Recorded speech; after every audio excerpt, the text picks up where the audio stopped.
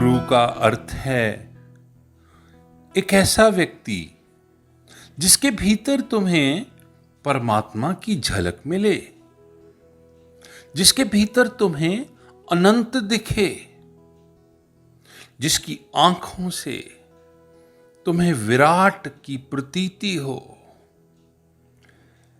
वो एक ऐसी खिड़की है जिससे तुम बाहर झांको तो तुम्हें पूरा विराट नजर आए।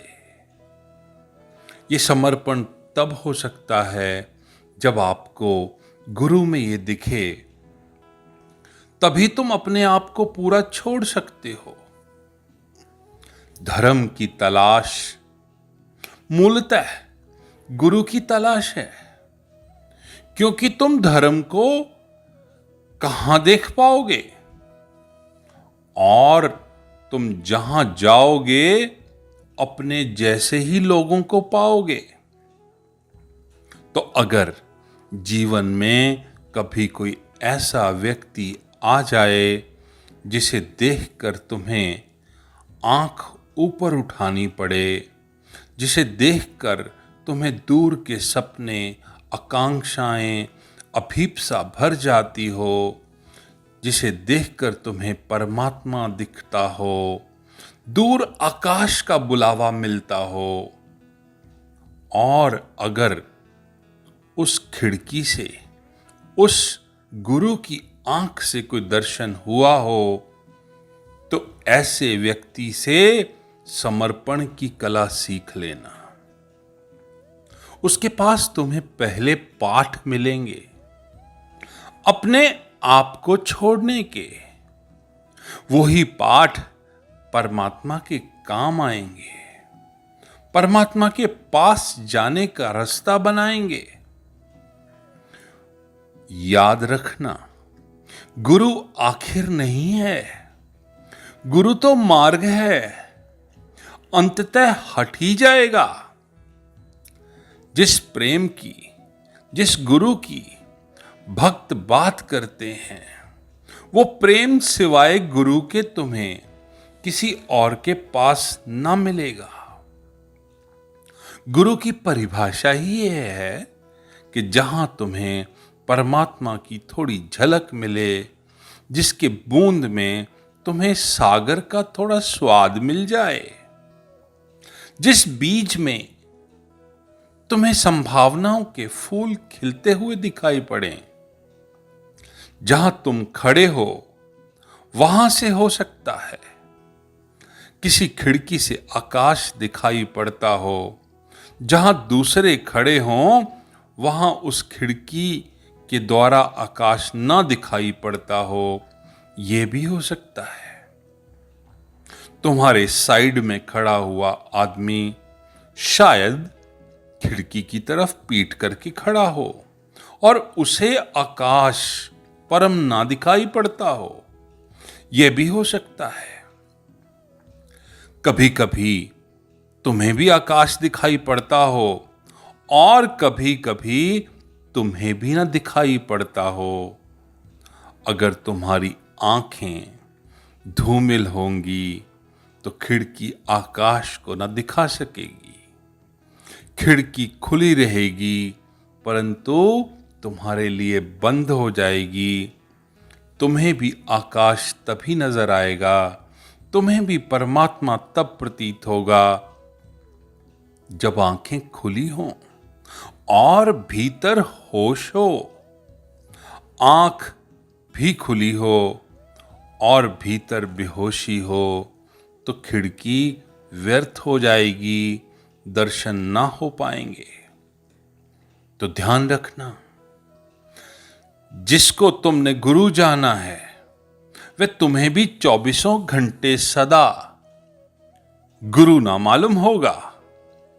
कभी कभी किन्हीं ऊंचाइयों के क्षण में, किन्हीं गहराइयों के मौकों पर तुम्हारी आंख, तुम्हारे बोध और खिड़की का तालमेल हो जाएगा और झलक आएगी परमात्मा की। पर वह झलक रूपांतकारी है। तुम उस झलक पर भरोसा रखना। अपनी ऊंचाइयों पर भरोसा रखना, गुरु पर भरोसा अपने ही जीवन दशा की ऊंचाइयों में हुई अनुभूतियों पर भरोसा है। संदेह अपनी ही जीवन दशा की निचाइयों पर भरोसा है। श्रद्धा की प्रतीति की ऊंचाइयों पर भरोसा है। और तुम्हारे भीतर दोनों हैं। कभी तुम इतने नीचे हो जाते हो जैसे बिल्कुल पत्थर, कभी तुम खुल जाते हो जैसे खिलता हुआ फूल, और सूरज तुम्हारी पंखुड़ियों पर नाचता है। लेकिन जहां तुम्हें झलक मिल जाए वहां से सीख लेना परमात्मा के पाठ, बैठ जाना उस गुरु के चरणों में, आशीर्वाद प्राप्त करना, क्योंकि तुम्हारे प्रेम की पहली खबर वही होगी। तुम वहां झुक सकोगे, और तुम जहां झुक सके वहीं धर्म की शुरुआत है। लोग कहते हैं मंदिर में जाओ और झुको। मैं तुमसे कहता हूं, जहां तुम्हें झुक जाना हो जाए, जहां तुम्हारा मन करे झुकने को, समझ लेना वही मंदिर है। जिसके पास झुकना सहजता से हो जाए, जरा भी प्रयास ना करना पड़े, झुकना आनंदपूर्ण हो जाए, भीतर द्वंद्व ना हो, लड़ना ना पड़े झुकने के लिए, वहां तुम्हें प्रेम की पहली खबर मिलेगी। वहां तुम्हें पहली बार पता चलेगा कि प्रेम दान है, वस्तुओं का नहीं, धन का नहीं, प्रेम तो स्वयं का दान है। प्रेम मांग नहीं है। जहां मांग है वहां प्रेम धोखा है। अगर गुरु से भी तुम्हारी कोई मांग है कि हमें समाधि मिले, परमात्मा मिले, आत्मज्ञान मिले, अगर कोई ऐसी मांग हो तो याद रखना तुम भी कोई सौदा कर रहे हो, कोई कामधाम व्यवसाय जारी है। प्रेम की समझ अभी तुम्हें ना आई। गुरु के पास कोई मांग नहीं, तुम गुरु को तो धन्यवाद देते हो कि उसने तुम्हें और तुम्हारे समर्पण को स्वीकार कर लिया। जैसे ही ये स्थिति आती है, फिर समाधि तो छाया की तरह चली आती है। जहां समर्पण है वहां समाधि आ जाती है। उसके विचार की कोई जरूरत नहीं। जैसे ही तुमने विचार किया, रुक जाएगी, असंभव हो जाएगी, क्योंकि विचार से ही खबर मिल जाएगी कि समर्पण नहीं है। तुम्हारा मन इतना क्लेवर है, चालाक है, कानूनी है, लॉजिकल है, कैलकुलेशन से भरा हुआ है। तुम्हें पता ही नहीं रहता कि किस तरह से वह तुम्हें धोखा दे देता है। प्रेम तो दुस्साहस है। वह एक ऐसी छलांग है जिसमें तुम कल का विचार नहीं करते। जब तुम जाते हो तो पूरे ही साथ जाते हो या न जाते हो, क्योंकि आधा आधा क्या जाना। जहां भी मांग आती है वहां तुम छोटे हो जाते हो।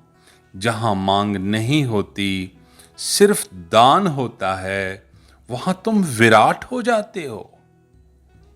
जब तुम्हारे मन में कोई मांगने का भाव ही ना हो, जब तुम में और परमात्मा में कोई फासला ना हो, तुम में तुम ना हो, फिर परमात्मा में क्या फासला। इसलिए तो महापुरुषों ने निर्वासना को सूत्र माना। जब तुम्हारी कोई वासना ना होगी तब परमात्मा तुम में अवतरित होगा।